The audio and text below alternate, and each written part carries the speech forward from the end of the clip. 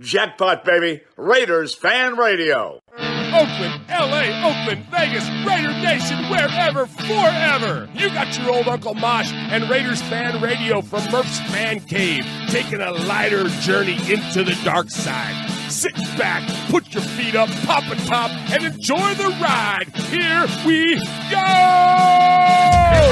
Look left, look right, collecting top, a leaping top, touchdown! We miss you, we love you, and we'll see you in the Hall of Fame. When you have great coaches, then after you have great coaches, you get great players. You have a great organization, and you tell them one thing: just win, baby.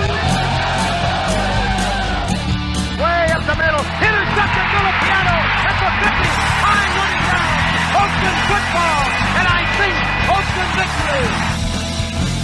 The Oakland Raiders have scored on the most zany, unbelievable, absolutely impossible dream of a play.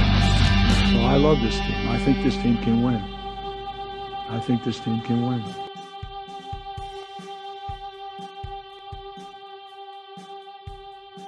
You are listening live to Raiders Fan Radio, hosted by Murf, Uncle Mosh, and Swag Jeff. Take it away, guys.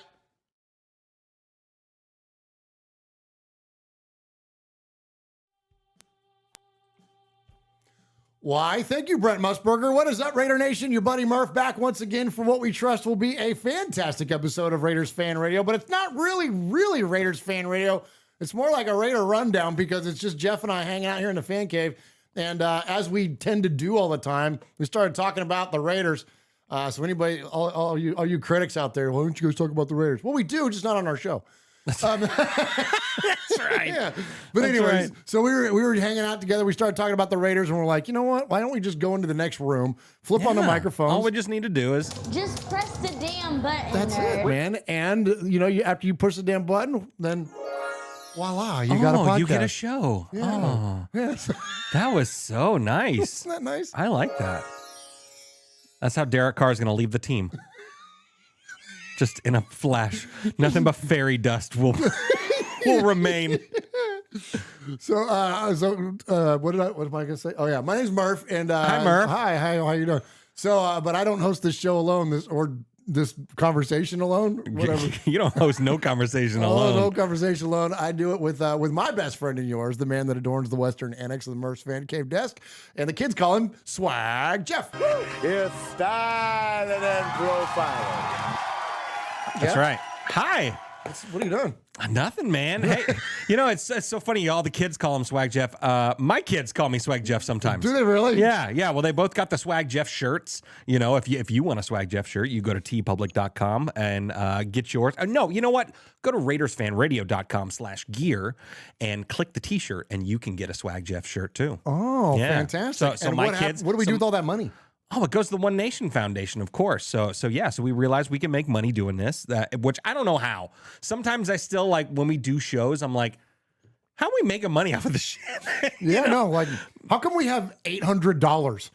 Yeah. You know what I mean? Yeah, there's no reason for it. We're just a couple of knuckleheads, man. But thanks to you, Raider Nation, and the generous giving that you do, all the things that you raffle on and all that jazz and stuff, that all goes to the One Nation Foundation. So we raised $10,000 last year, which absolutely. And so this year we're going to raise $15,000. I said $15,000. $15,000. Not 16, but $15,000. Yeah. 1 beer, 2 beer, 1,000, 2,000. But yeah, so that's what it's all about, man. We're so fired up, and we've already got one of these balls spoken for. Spoken for, man. Wow. So we got one left, man. So $2,500 is what we're looking to get for this thing. In the conversation. It gets you in the conversation for sure. So if you want to just get all your boys at Raider Nation or whatever, if you guys all Booster Club maybe or something like that, yeah, and everyone can take turns. Everyone take it home for a night, like it's your dog or a kid or something like that. Do your thing, and and it's all going to a good cause, man. So why wouldn't you? And tell them what the balls are. Yeah, well, not only Raider Nation, you got big balls alone, but but this ball, it's got a ton of good signatures on it. So we got this thing signed in December in Vegas at the Paris Casino, and the likes of Fred Biletnikoff, the likes of Jim Plunkett, Marcus Allen, Greg Townsend, Lincoln Kennedy. Let's see who else is on there. Chris McDonald, aka Shooter McGavin, is on there. George Atkinson is on there. Rod Martin is on there. He knows how to sign a football. He can't put a pair of these things on to save his life, but he could damn sure sign a football, and so that's what he did. So yeah, there's ton. Did I miss anybody? I don't think so. Did you? You got the hitman. Did you get Townsend? Did you? Yeah. Greg Townsend, all-time sack leader for now. Yeah. For now. Well, until Max comes after him. Until Max comes, because he's already coming. That's pretty cool. Max is coming, man. Yeah, so that was one of his goals. And I'm kind of with you. We talked about that on the last show, or maybe during your selfie a little bit, you talked about it. But, I mean, one of the best podcasts I've ever listened to. I mean, talk about it and tell them what we're referring to and all that good stuff. Yeah, absolutely. So if you missed a couple shows ago, where the hell were you? But yeah, so Bussin' with the Boys, our good buddy, who is it? And what's the other guy's name? Oh my God. He was Will Compton. Oh, Will Compton. Right. Yeah. So Taylor Lewan's buddy, Will Compton, they went to Max's house. They go to Max's house, right? And so they go and they're hanging out with his big pooches and stuff like that. It was really cool. But great insight. We love Bussin' with the Boys anyway because of the insight that it does give. But it's a little more special to us whenever it's the Raiders. So Will had a couple stints with the Raiders, so he's got that inside access to all things Raider Nation and all things Raiders. So he does this amazing interview with Max, and it's so real and all that. It's so cool. So we get to see insight on his thoughts on Derek Carr, his thoughts on Josh McDaniels, his thoughts on, all the things. So it was really, really cool. And so one of the things that they asked him about was, your career. What are you hoping to have in your career, either Raider or NFL, just in general? And he wants to be a Raider for sure. There's no doubt in my mind that he ever wants to do anything. I mean, for crying out loud, he's got a friggin' shield tattoo on his arm. So he's a Raider for life. So, but some of the things, obviously, he wants to be all pro. He wants to do all these things. He wants to be the all-time sack leader for the Raiders, which is, it's a record that hasn't been touched in quite some time, or really anywhere close, right? No, I mean, Townsend. I mean, Khalil Mack certainly would have been on pace for it, and like there are other guys. Who? Well, yeah. I mean, yeah. Like we've had like Derek Burgess. Like we've had some guys that were good pass rushers, but nothing to the likes of what we've seen with Maxx Crosby and since Greg Townsend. You know what I mean? So no, it's a long-standing record. Yeah, and I think one of my favorite parts, he's at 37.5, I think Max is, and the record's 107.5. Yeah, so he's got 70 more to go. And the thing that's exciting, and I really liked about that interview too, is that then when they said, well, who's got it? Or how many is there? He knew both. Yeah, what's the record? What's the record? He was like 107.5. And they were like, who is that? He's like, Greg Townsend. Like he just bang, bang, bang. Like he knew it. He knows he's not he didn't grow up a Raider fan or nothing. And so he's a young man too. But like, I just love that like that's not a front. Like he knows exactly who it is. Yep. And exactly he's how probably much got it hung in his locker. You may do. You know what I mean? But I'm with you though. You talked about it a couple days ago, or last week, whenever it was. You said that you wish that he had one more on his to-do list, and that was to bring a Super Bowl to Silver and Black. And I'm kind of with you on that. I know that they were talking more just personal stuff for him. But I mean, what's more personal than a Lombardi Trophy? Right. You know what I mean? So I'm with you on that. But I mean, of course he wants that. But that's nitpicky. I felt because it wasn't like you know what I mean? Because when you listen to it in context, it doesn't sound like he's just all out for himself or something like that. You know what I mean? So I know I thought it was good. But anyway, so one of the other things we were talking about today was the guy that we said we're not going to talk about anymore. Sure. Well, it's our last chance. And it's not even so much talking about him. It's talking about like what the Raiders are going to have to do here in the next. We got 9 days from the time that we're recording this. We've got 9 days before his contract becomes fully guaranteed at $40 million, 40 million of it anyways. We looked at it. It ends up being this upcoming year's salary plus $7 million of next year's salary becomes fully guaranteed. That's how you get to the 40 million. So the Raiders, the reason they're not cutting the guy is flat out because, he played in the Pro Bowl or the games anyways, and which was interesting. Can we talk about that for a second? You talk about, because I've you made your vow. Somebody on Twitter said that's a weird thing for you to plant your flag on, and I was like, well, I don't think it's a weird thing, but in the spirit of that I sure did plant a flag. So in that, I'm not going to talk about it, but you please have I didn't say that. You didn't plant no damn flags. Yeah, yeah, you're damn right. You're damn right. So so if you missed the Pro Bowl games, I kind of liked them. It was fun. It was fun, and Yeah. I mean, obviously, you miss those days, back when, it's still kind of, they were playing football, and it wasn't last year it was like two-hand touch and stuff like that. And they haven't been tackling in it for a long, long time. Right, exactly. Can't rush the passer or like all that kind of stuff. Exactly. But this reminded me of, like, I remember they used to do back in the day, and I'm sure you can find them on YouTube. They would have like the quarterback skills challenges and stuff. Those things were a blast to watch. Yes. And then also, you're too young probably to remember this, but ABC used to do this show called Battle of the Network Stars. Okay. And they would have like, different stars of different TV shows, and they would all compete in like different like contests and stuff, like, I don't know, like 2-man canoes or like all cool. Like, you know what I mean? And egg toss and water balloon toss.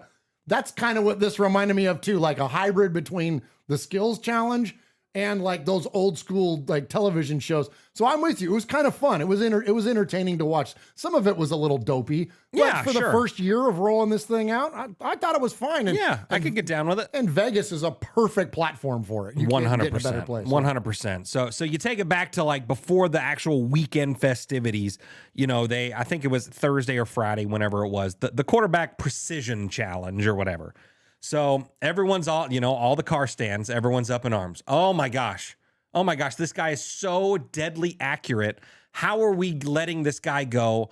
All this crazy stuff. And he gets interviewed at the end of it, and they're like, man, you were so hot out there. Have you ever been that hot in Vegas? And he was like, no, that's probably why I'm going to play somewhere else. Which I've kind of really realized over the last month or so. And we talked about it kind of when it first happened, and he went to the house and did all that kind of stuff. I'm not really down with the way he's carried himself.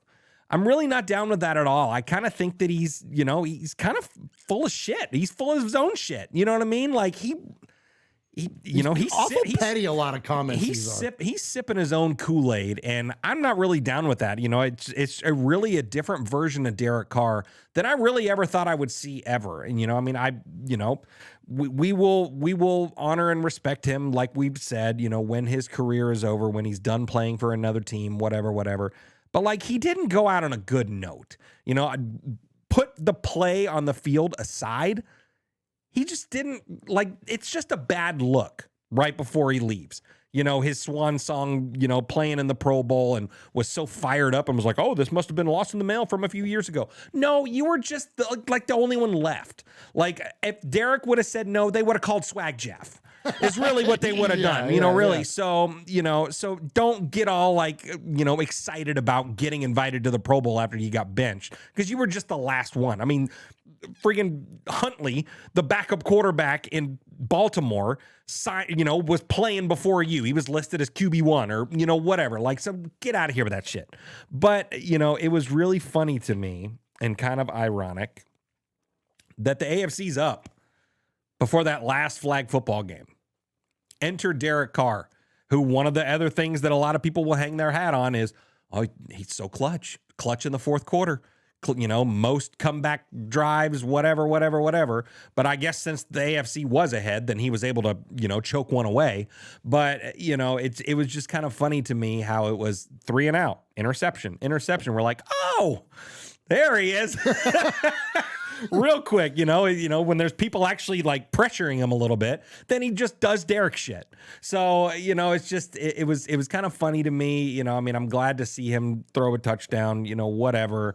And, but, his antics of wearing the NFL hat instead of a AFC hat that had the Raider logo on it and stuff like that. I'm just like, man, just get out of here with that shit, man. Like, carry yourself a little bit better. You portray yourself to be this kind of person, and I would never question the man's faith or anything like that, because, you know, it's very clear that he has all those things, and I love that about him. But, you know, if you're gonna talk that talk, then walk that walk a little bit. Like, humble yourself, bro. Like, stop, you know, looking up to your brother David, thinking that, you know, I mean, David's your hype man. Don't do that. Like, you know, wherever you go next, don't be this version of Derek. Be 2016 Derek. Be one of those guys. And I hope that, you know, unless you're playing the Raiders, you know, I'm not going to root for him if he's not in silver and black, but, you know, you don't wish him ill will, you know, but, you know, you have a really pivotal moment in your career right now where you can choose to be an asshole or you can choose to be a good quarterback. So what route are you going to take? Like you always say, man, you either die the hero or you live long enough to become the villain. And he's really, truly done that in the last month. And I hate that. I really do hate that because, you know, I mean, yes, he's been our constant. He's been our leader. He's been the face of our franchise for so long. And for it to end like this, and say what you want about, you know, there'll be people that'll, you know, well, it wasn't his choice. Yeah, kind of was. It kind of was. And, you know, and if you have that came out in Max's comments. If you have any doubt about that, listen, if you can read between the lines a little bit on what Maxx Crosby was saying, you know, it was barely it wasn't mentioned that, you know, yeah, well, Josh asked me to go home. No, I just decided to go home. And you can say whatever reason behind that you want to, of, oh, I didn't want to be a distraction. Oh, I didn't want to be this. Oh, I didn't want to be that. Well, you're the guy. So the team is going to follow you, you know? So, you know, why would you not show up for your team? You've been showing up for your team for 9 years, but when you finally got called to the carpet is when you go, okay, well, then I'm just going to dip. Like, all I'm saying, man, is you take a good long look in the mirror and figure out what kind of person and player you want to be moving forward. There you go, man. Very well said, Swag Jeff. Man, oops, I hit the wrong button. I was going to give you this. Oh, thanks. Very, very well said. And, you know, I learned a long time ago in putting in the work, as the kids say, when you go through therapy and counseling and things like that, you learn real quick people's character when they go through adversity. Your true colors get revealed. And it's very interesting. And that's whether there's, you know, you've suffered the loss of a loved one, or you lose a job, or even in the moment, like, you know, if something happens and you're faced with a challenge, your real nature comes out because you don't have time to front. It's raw. The emotions are raw. And so it gets revealed. And I think it's unfortunate, some of the characteristics that have been revealed. It certainly was unexpected and frankly a little disappointing. And that, because of that, it makes me push back on it even harder. Like, you know what I mean? Like, not to be an anti anything, but the whole even reason I made that declaration to begin with was because the stands, the supporters of it, and the party themselves were making such a big deal around it, and so selfish and so arrogant, and just it was baffling to me. Yeah. It kind of came out of nowhere. So because of that, it's like, well, they're leaning in on it really hard. So then it makes me feel like, well, then I'm just going to lean back into it that much harder. You know what I mean? Yeah. Instead of just taking it in stride, understanding that these are business decisions that get made and moving on right in a healthy way. Instead, the pettiness and arrogance is really shown up. And so anyways, it was really surprising to me. And so anyways, but we're at the point now where we're moving on. And thank you again for your comments on that. Absolutely. And one more thing I would say to finish it off. Yeah, absolutely. And then I'm with you. I want to talk about Aaron Rodgers or something like that. But you know, I would encourage folks that are in that bandwagon, in that car group that is just going to ride or die. You know, I'm going to, you know, go support him in whatever place he goes, or, you know, hope he wins a championship before the Raiders make the playoff. I've seen some banana stuff on Twitter, and take a long look at your fandom when you say stuff like that. You know, I hope he goes and does this before your team does something. Well, you were maybe never really you know, you were never really sold on this shield, you know? So, but I would really encourage you to actually like look at it a little bit objectively and see how Derek Carr is being, because a lot of people will go, oh, that's just confidence. Oh, he just, you know, reeks confidence. You know, he's just that's the kind of person he is. But there's a fine line, but there's a big difference between confidence and cockiness and coming across as arrogant. And take a look and see what you find. Absolutely. Good stuff there, Swag. Hey, Raider Nation, this is Maxx Crosby from the Oakland Raiders. And goes down, and Maxx Crosby, who forced a fumble last week. You're listening to Murf, Mosh, and Swag Jeff on Raiders Fan Radio. Thank you so much. Just win, baby.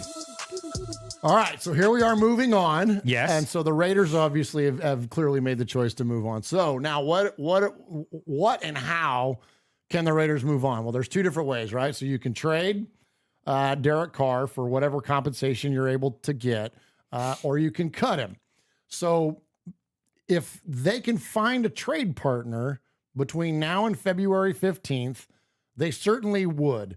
And the reason why is because they're going to get something in return. There is absolutely, Jeff and I looked at all this stuff just a little while ago. There is absolutely zero difference in cutting him or trading him in terms of the impact of the salary cap, both in room and dead money and all that. It's identical to one another.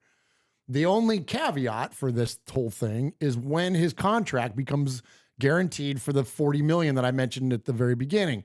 The $34 million from this season and then another $7 million. So it's actually 31 and change or whatever the heck 41 and change or whatever it ends up coming out to be. So all that stuff becomes fully guaranteed at February 15th. So the trick is you have to find a... And he didn't want to extend that out. And he chose not to extend that out, correct.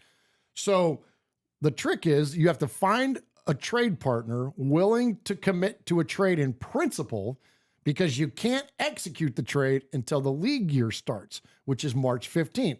So you've got this purgatory that the Raiders will be in post the February 15th deadline if a team commits to it.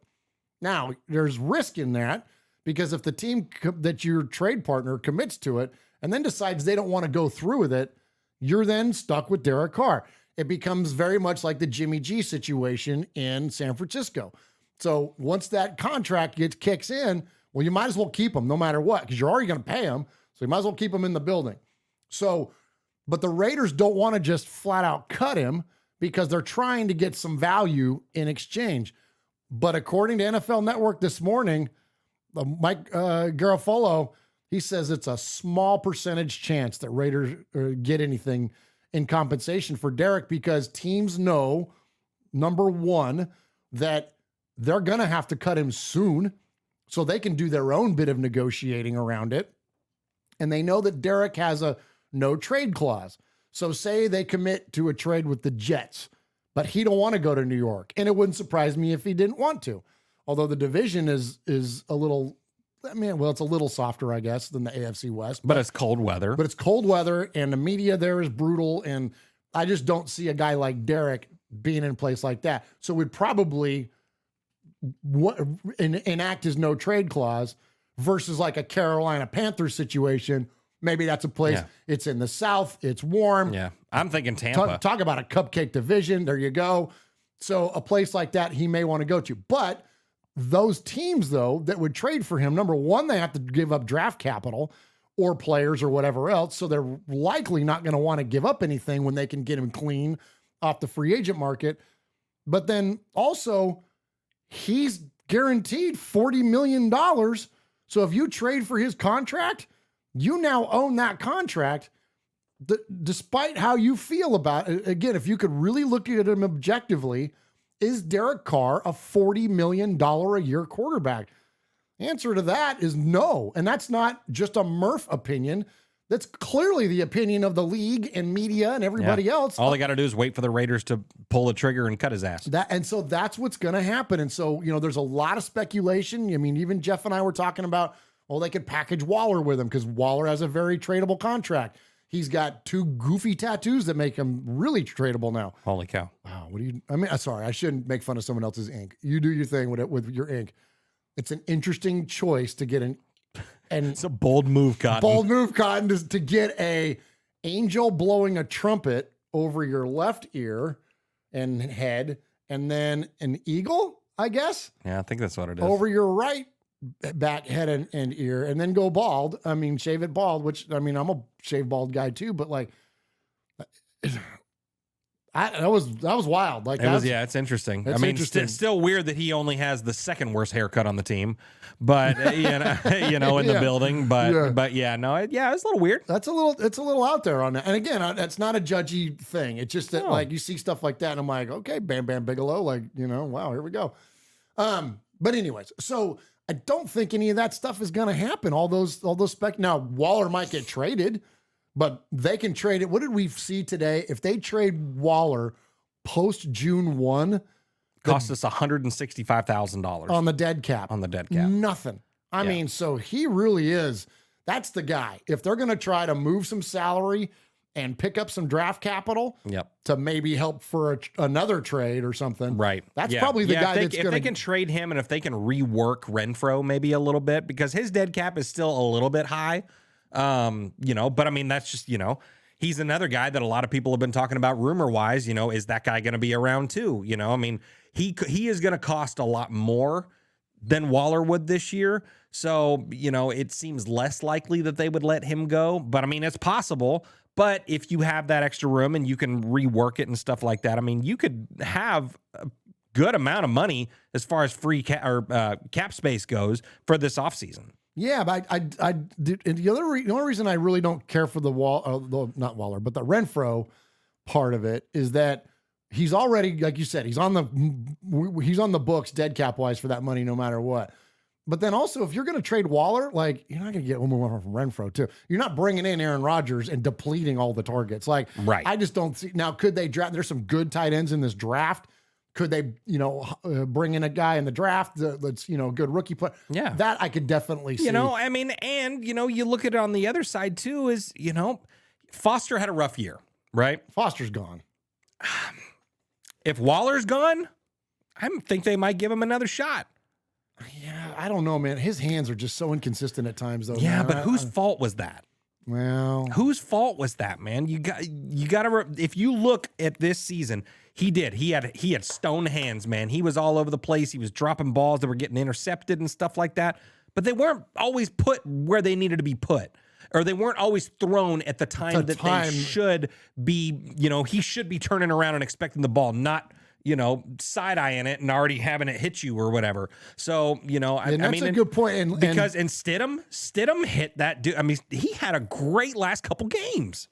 Yeah, that's true. That's true. And I mean, he's not going to be super expensive. So I'm with you, but is that the guy? I don't know. Is that a good start? Is that a number one? I don't know. But anyways, point being though, is that the Raiders are they're going to have to cut Derek.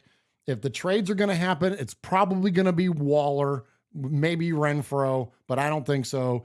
And then we got to have a quarterback. And so I'm joining Wasted this Wednesday. Oh, good. Since we're not doing a show. Yeah. So I'm hopping on his show, and he said he wants to talk about the quarterback situation. And so, we're going to talk about it in depth there, but here for tonight, there's a lot of different scenarios the Raiders could do. We could stick with Jarrett Stidham and draft a low round guy. Stick with Jarrett Stidham, draft somebody in the first round, which is kind of what I'm leaning into. I like the idea, and I mentioned this when I did the selfie. There's a real world strategy that can play out in the NFL that says you just start swinging until you hit on a quarterback. And then once you do, there's your open window, and you better get in a championship before it closes. To give you an example, the Chargers hit good on Justin Herbert. They knocked it out of the park, drafting Justin Herbert. Now, we're heading into year 4. Mm-hmm. It's do or die time. It's do or die time because they're already looking at cutting Keenan Allen today. They're already looking at cutting Everett today. Are you serious? Oh, that's news to me. I didn't know that. Yeah, because those guys collectively, I think it's like $20 million off the cap or whatever, because they are 27 million or 23 million or whatever. Over the cap. And guess who's going to get a big contract this next offseason? Right. Herbert is because he's in year 4. So rookie deal. So that's the thing, is that you got to hit on the quarterback. Yes. But then you got to win. in that window. You get the 4-year window before all of a sudden you got to start paying. Now, if you have somebody like a Pat Mahomes or Josh Allen, or you can still, if you've got enough people still in the building, you can still ride that window out another couple years.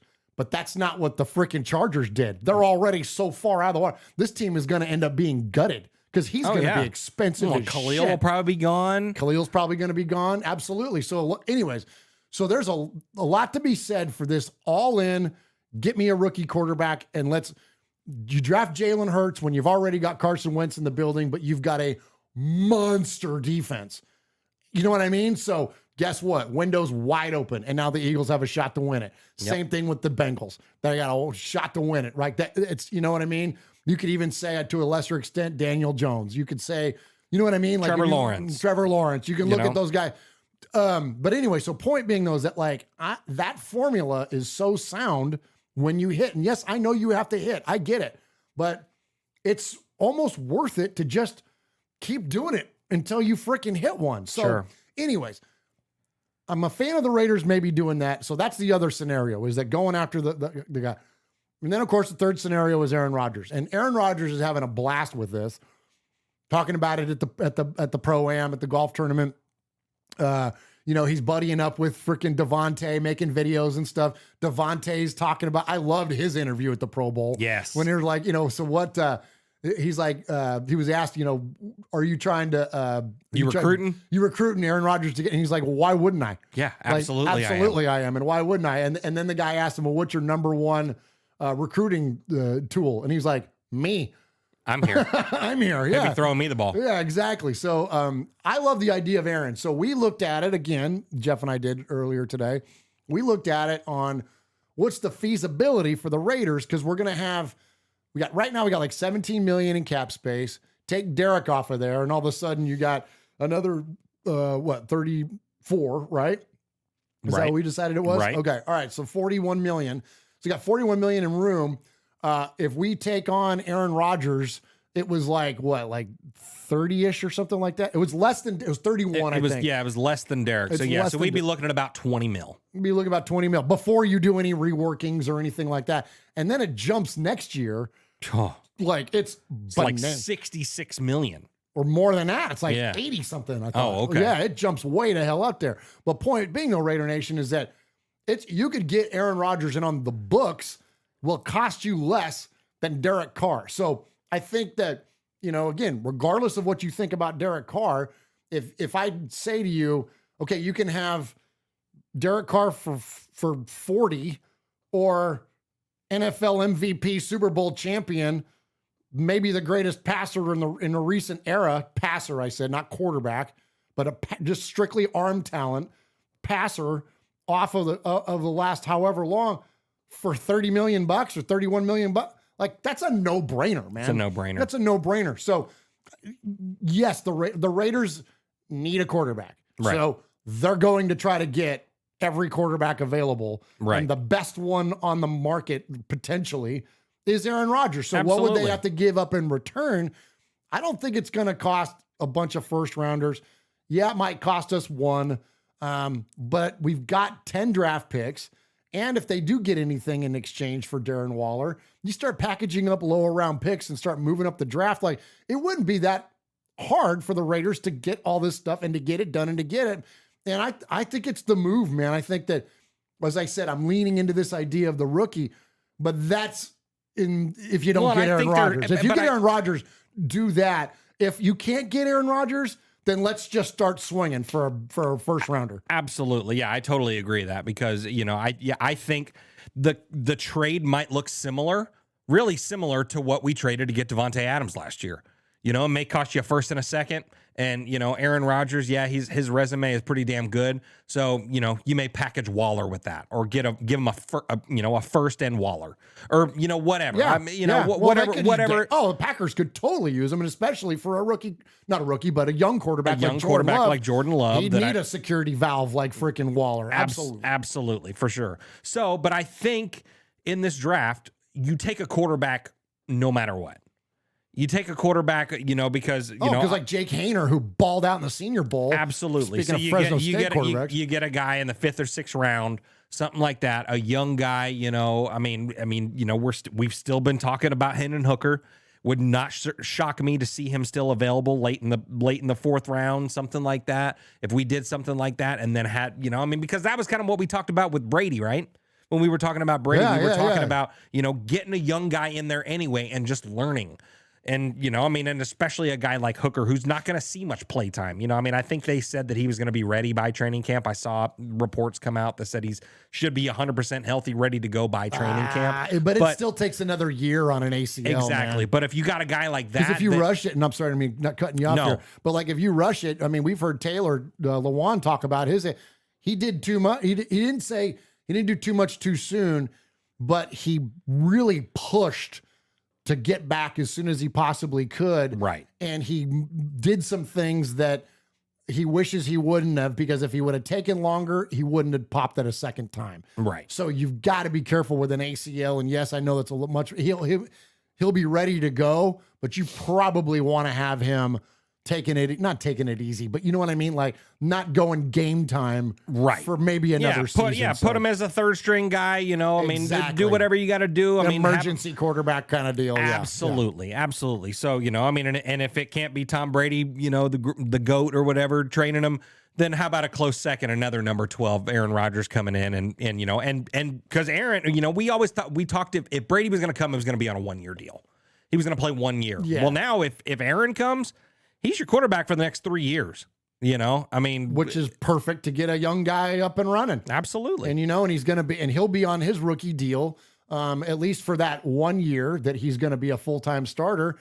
And you evaluate him. And if he doesn't do great during that year of evaluation, you move on from him and you draft somebody else. And then if he balls out, you freaking sign him to an extension.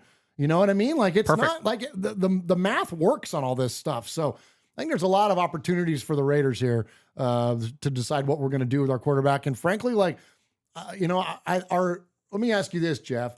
So if we pick up an Aaron Rodgers, we're just say best case scenario, we pick up some key free agents on the defense. Again, we're not going to have a shit ton of money, but we're going to have enough money and you can play with contracts and play with numbers. You could bring in Daron Payne and, you know, Marcus Peters or Jalen Ramsey. Right. You know, we draft, say, the safety. I keep forgetting his name. It's Brian something. The safety out of Alabama. Like, we do things, all right, to kind of, there's some good later round linebackers we know. Like, we do the things to, like, really bolster the defense in free agency and the draft. You bring in Aaron Rodgers. Hard for us to be objective because we wear our Raider colors proud on the outside and we bleed silver and black on the inside. But objectively, is that enough for a championship? Yeah. Why not?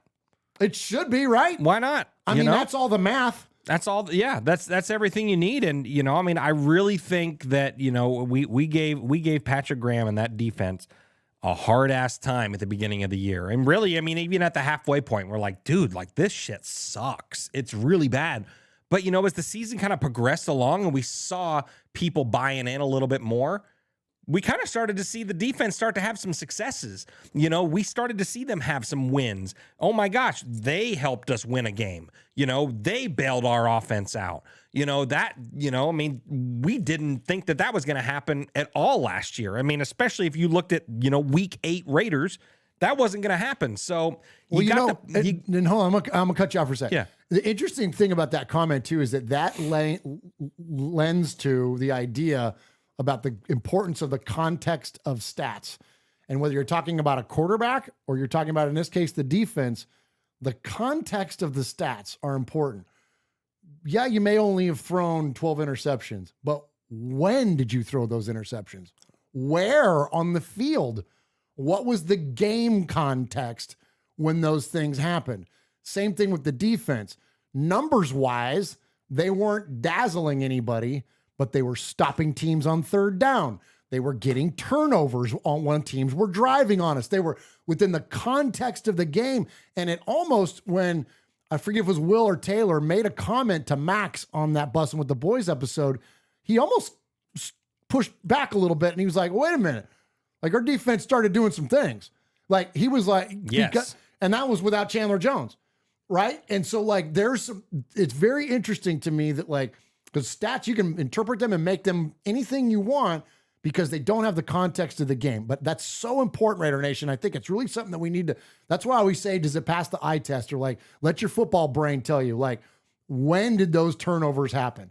Both on our side of the ball, offensively and or defensively. When did we get the turnover? Like, that stuff is huge, man.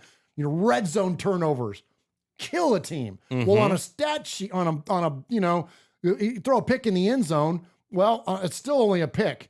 So on the stat sheet, it's just an interception. So you look at season stats, right. Well, it was only one interception. Yeah, but when you look at the game and you see that maybe they, you know, were passing for a touchdown, we intercepted. Game-winning touch. Yeah, or even just in the middle of the game or whatever. You know, we intercept the pass, we get the ball at the 20, 25-yard line, we drive down a score. They don't put it's a 14-point swing as a stat. Right. You know what I mean? Exactly, you know, exactly. and we really another guy we gave a lot of crap to. Where was Chandler Jones last year? Where was he? He was sucking up blocks. You know, yeah, that's a lot of money to pay for a guy to suck up blocks, but if it helps the other guy, you could tell that Maxx Crosby missed that dude. Missed him and big another time. Thing he said, he was like Chandler. He said his words. Chandler was balling out last year. Yeah, like and you know, and like, and here's the thing, man. Like, and I was very critical of Chandler Jones on this show, and because of what you just said, I'm like, we pay him all that money to get sacks. So don't tell me, coaches, that he's having a great year when he's not getting sacks because he's not doing what you paid him for. But you know what? I trust Maxx Crosby's opinion more than my own. Right. And so if Max tells me he was balling out and that he was impacting the game in a way because they were having a collective success. Right. Okay, that makes a lot more sense to me. And totally. You know why? Again, you still want to see him show up more on the stat sheet. But if the other guy's going nuts, like, okay, fine. Like, do your thing, man. Like, you know, sacks or sacks. Sacks or sacks. So it doesn't matter who it's coming from. You look at the Eagles right now. They don't have anybody that was, I don't believe, a sack leader, but they're leading the league in sacks by a lot. Right. Like, they are like, second place is like 20 sacks away from them. Yeah. And they're up there with the 85 freaking Bears, dude. They're up there with one of the greatest, if not the greatest team of all time. Definitely the greatest postseason defense we've ever seen in a single season. Yeah. They're up there, like right there, if not even like, or they're even leading or they're one behind or whatever. They're right in it with the 85 Bears with team sacks. So who cares if you only have one guy one guy's got 18 and the other person has 0 or both guys have 9. Doesn't freaking matter. Right. The end result is team sacks, and that's what Philly's doing. So anyways, please continue your thoughts on the defense. What you saying? Yeah. Well, you know, so I mean, and it's kind of really been, you know, at different points in the season, right? You give different people shit on the team, you know, but then you maybe start to come around and you start looking at the picture in its entirety, and you're like, okay, maybe the defense wasn't so bad. Maybe the offensive line wasn't so bad, you know? So now you add in these different pieces and stuff with free agency. You go and get a couple of clutch guys. You get another Deron Harmon-esque kind of guy that makes big plays when it matters. You know, you get those kind of guys, you know, you bulk up your O-line a little bit. I mean, you know, have some of our guys become, you know, that started this year, maybe them be a rotational piece. You know, if we can add depth to those positions, because that was really the thing. Our offensive line wasn't awful, but then at the beginning of the year, we had people retire out of nowhere, or we had, you know, people, you know, get hurt right away. It's, you know, it's just an unfortunate thing that, you know. Yeah, who's the guy that we brought in that got hurt? Who's playing great? Who we're going to get back this next year? On the O-line or D-line? O-line. Oh, geez. You know what I'm talking about? Because I know we brought Jerry Tillery on the D-line, who was great, but then I'll look it up here while you're talking. But there was the one guy, he had like 2 or 3 games, played awesome, and then he got freaking hurt. And then he got hurt. Yeah. So you know, you see different parts of the team start to buy in. You know, yes, you really wish that it would have happened sooner. But you know what? Better late than never is what I always say. So, you know, so if you get these guys, I mean, yes, let's listen to what Maxx Crosby has to say instead of, you know, what Twitter has to say. Let's let the players talk and tell you what's really going on. And yes, during your Raider press conferences, they may not say everything, but on Bussin' with the Boys, they will.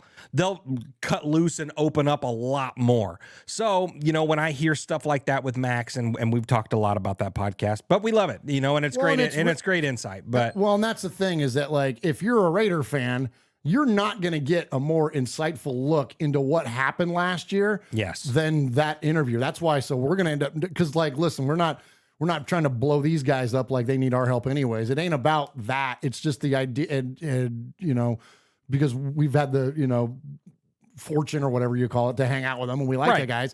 It ain't about that. It ain't about just trying to blow them up. What it is 100% about is that, like, the information that came out of it was so dense. Right. Like, it was literally every exchange was like new information, new shit coming to light every time, and stuff that you'll never get on NFL Network. You'll never get it on ESPN or read it on Twitter or whatever else.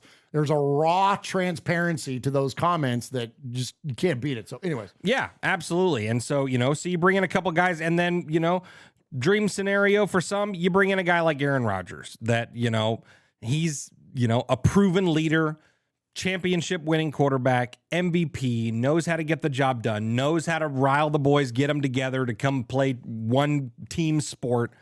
There's just, man, I texted the other day to our group, this offseason is going to be a lot of fun and I'm here for it. But, this team could look way different and so much more improved with most of the same pieces still there. Like, just a couple tweaks and we're going to look like a completely different team. A team that, like what we thought last year, could definitely make a run at a championship.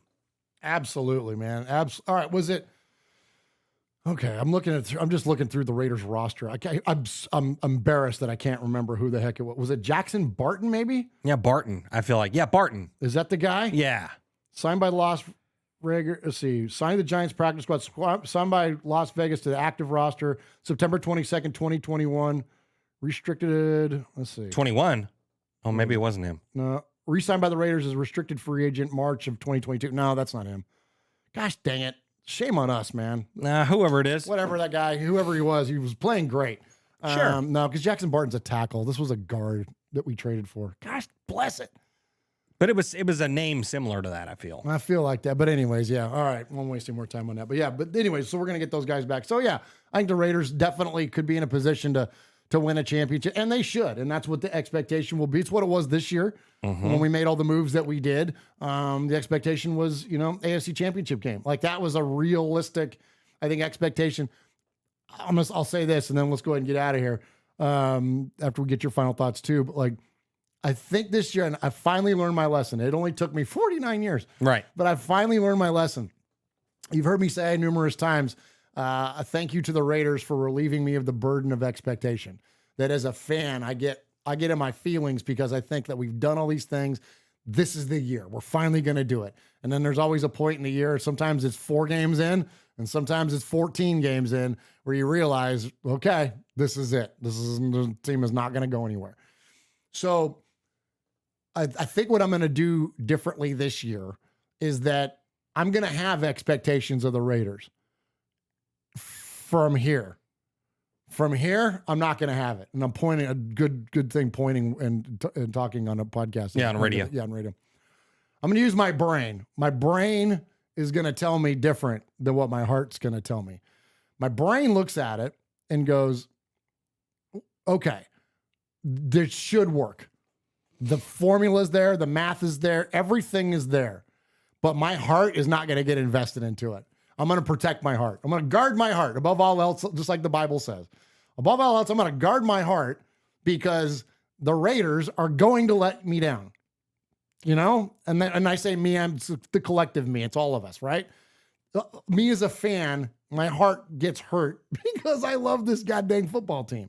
So instead, I'll just invest my brain and go, okay, well, they should be great. So the expectations are lofty.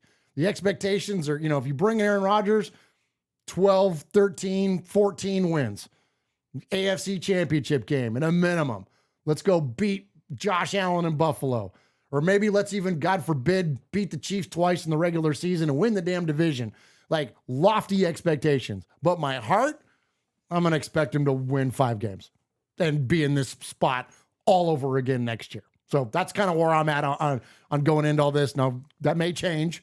You know, I'm a rational Raider fan. It will. But as of right now, I don't have any expectations other than, you know, it's going to end badly because it always does. Yeah. Well, my heart, my mind, my everything is going to be all in. I'm Super Bowl. You know, we got to interview some really cool people at the Bolitnikoff event in December. And one thing really stuck out to me that Violator said, that Wayne said. He said, don't ever lower your expectation. Don't lower the standard. You know, yes, we have not won a Super Bowl in 39 years. We hadn't been to one in 20. But he said, the expectation was set a long time ago by a man named Al Davis. Just win, baby. That's what we're going to do. And so I'm not going to deter yet, you know. Okay. I maybe that's stupid. Maybe that's stupid on my part, but I also I haven't been a Raider fan for 49 years. So, well, you know, and I loved, and Wayne is the best. And I loved his comment that you don't lower the standard. And I think the team never, like, right. That is the standard. Win the damn championship, hoist the Lombardi trophy at the end of the year. That is the expectation every season. And I think some teams, of course, every team wants to win a Super Bowl, but in terms of like what their standard or expectation is in any given season, you know, you'll hear different coaches say different things. Oh, we just want to, and we got to win the division. We got to start there. Or, hey, one game at a time. It's every week. We just want to be 1-0. Like, you know, you hear different things. Al Davis never said any of that shit. Al Davis said, you know what I mean? The fire that burns greatest in the Raiders organization is the will to win. Just win it all. Win it all every year. And so I feel like that's a little bit of a different, I might be nitpicking, but I feel like that's the different way, at least my brain is going to work. That's where I can separate the two things, is that the team should be striving for that. Right. Every little teeny tiny move they ever make should be in that expectation and for that standard. But me watching them, no, I feel you. I'm kind of backing up a little bit from here, from I feel the you. heart. Yeah, I feel you. Well, you know, then in that case, Las Vegas Raiders 2023, don't lower your expectation. You know, every time you walk into that facility, you walk by 3 Lombardis. You know, you walk by, you know, all these pictures and numbers and signatures and all that stuff of the people that came before you. And yes, as Fred Bolitnikoff said, make your own lines. We drew ours. Now you go draw your own. You do have the blueprint of what it took to win. So have that mindset. Have that mindset every day. And I know a guy like Maxx Crosby does. So, you know, yes, you know, absolutely. So we lost, you know, say what you will about the guy. We lost our captain this year. And now we're going to have to look to fill that void. So, you know, some people question on how good of a leader he actually was. So now you got some other guys that's going to have an opportunity to go, how are you going to lead this team now? Because it's all different. It's all different. But now you look at a guy like Max and you listen to that interview and he goes, I'm ready. I'm up for the challenge. Let me lead these boys. You know what I mean? That was really cool, and man. The captain of our team, I mean, it's the freaking Raiders. It's got to be a defensive guy, right? That's got to be your go-to man, because it was all defense for the Raiders in the 70s and 80s. You know, we were the bad boys, man. So yeah, have that guy be a defensive leader and, you know, see where we go. Absolutely, because I'm with you. So, you know, you bring in Aaron Rodgers. Obviously, he's going to be the face of the organization. Sure. He'll be your, quote, leader or whatever. But there's like you said, it's important. You got to have people on both sides of the ball. And there's numerous guys that you know, I'm sure Daron Harmon was one of those guys this year. Like, I'm sure there are numerous ones. But Max is going to become one of those guys that's a stalwart for the Raiders. Like, the further he matures in his Raider career, he's going to be synonymous with the Raiders. He gets it. He gets the freaking, all that stuff like you talked about. He gets all that stuff. So I think that's your guy. Like, yes, Aaron will come in and be your leader from that level, that high level. Yeah. But he's not a career Raider. He's not like, you know what I mean? Like, it's going to be a different thing it's going to be up to Max and those guys to hip Aaron to what it is. You know what I mean? I know Aaron is a Bay Area guy, grew up in Chico and all that. Went to Cal, and obviously he's got an awareness to the Raiders, but he was also a Niner fan growing up. So it's going to be up to a lot of those guys to teach him about what it is to be a Raider. Because believe it or not, these guys are doing their job, and we got a firsthand look at it with Will the day that he came over to the fan cave and hung out with us. And he's walking around and looking at stuff and whatever. We're talking about, the Raider history and all that kind of stuff. And I'll never forget, and this isn't me bagging on Will, but he looked at the picture of Howie Long and he goes, "Oh, Howie Long, he was great, right?" And we're like, yeah, Hall of Famer. And he's like, yeah. He goes, "Was he a lineman? Like an offensive lineman?" And we're like, "No, bro, he was a defensive end, pass rusher, sometimes big enough to play in the middle." And he was like, oh, okay. Right. He didn't know. He didn't know. You think about that, and it's but that's not a shot at Will. That's not his job. He doesn't know Raider history. His job is to play linebacker. He don't give a shit where it is. Right. You know what I mean? And he's not going to be steeped in the history of the team and he played 9 games for in 2018 or whatever. So anyway, it's going to be up to those guys to bring. But then you look at the opposite of that. Now you look at Maxx Crosby, and you see Maxx Crosby. We played in the Hall of Fame game this past year, which seems like a million years ago that happened. But there's all these amazing pictures of Maxx Crosby just looking at Howie, looking at that bus, looking at all that stuff. And then you look at this podcast right here, the Bussin' podcast. Right off the bat, he knows that Greg Townsend's the all-time sack leader at 107.5. He knows his stuff and he knows where he's going. And I'm fired. I can't wait for him to be the guy.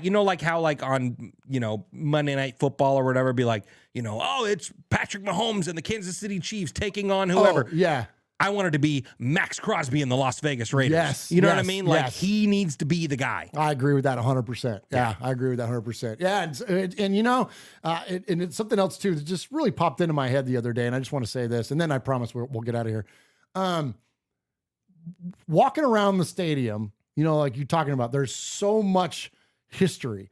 And I heard somebody say, and I forget it was in an email or whatever, made reference to the idea that once, that the NFL is at some point will try to try and make a move to where there's a different ownership group in there to take over the Raiders and that they would want to change the name or change it. I'm like, no. And that's because Allegiant Stadium is literally a love letter to the Raiders. Right. From Mark Davis to the Raiders and their legacy. It's literally a living, breathing tribute to the Raiders.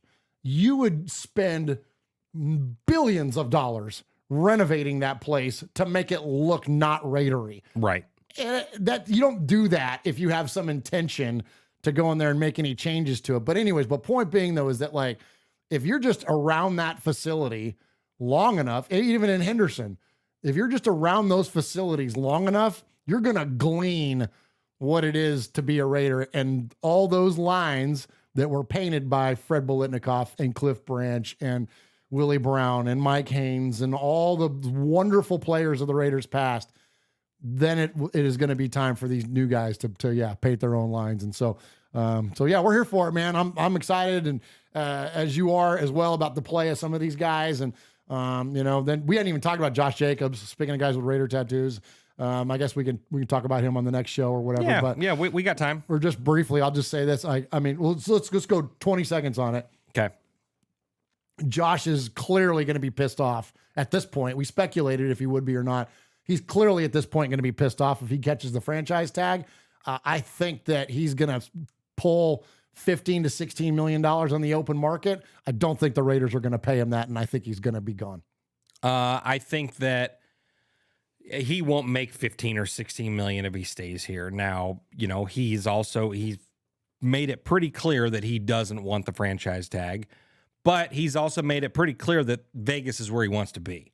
So, does he take a little bit of a pay cut? He could get a bag to go play for 16 million a year wherever.